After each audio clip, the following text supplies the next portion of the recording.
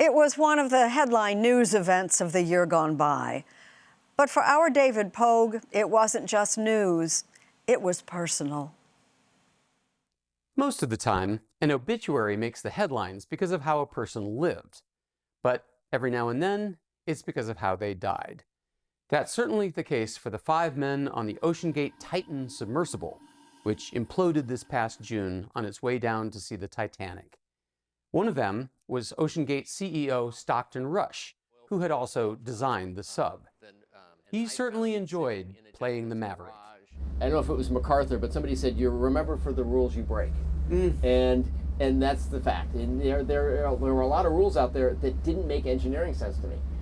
But during the 10 days I spent with him last year for a Sunday Morning story, I found him to be funny, whip-smart, and driven.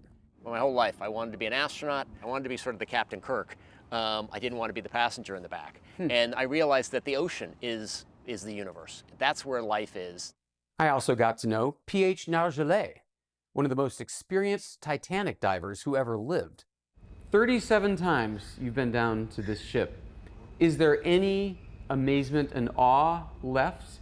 Yeah, I have to say, each dive is a new experience. I open my eyes like that when I'm in the sub. He also died that day, along with their 3 passengers, Hamish Harding, Shahzada Dawood, and his son, Suleiman. I'm tempted to say something here about how risk is part of the game for thrill seekers like these, or maybe even the whole point. Or about how Stockton Rush was trying to innovate to make deep-sea exploration more accessible to more people. Or about how science doesn't move forward without people making sacrifices. But none of this would be any consolation to the people these men left behind. To their wives, their children, their parents. PH had grandchildren. For them, it's just absence now, and grieving.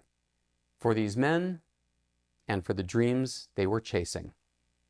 We have this universe that will take us centuries to explore, and suddenly you see things that no one's ever seen, and you realize how little we know, how vast the ocean is, how much life is there, how important it is, and how alien.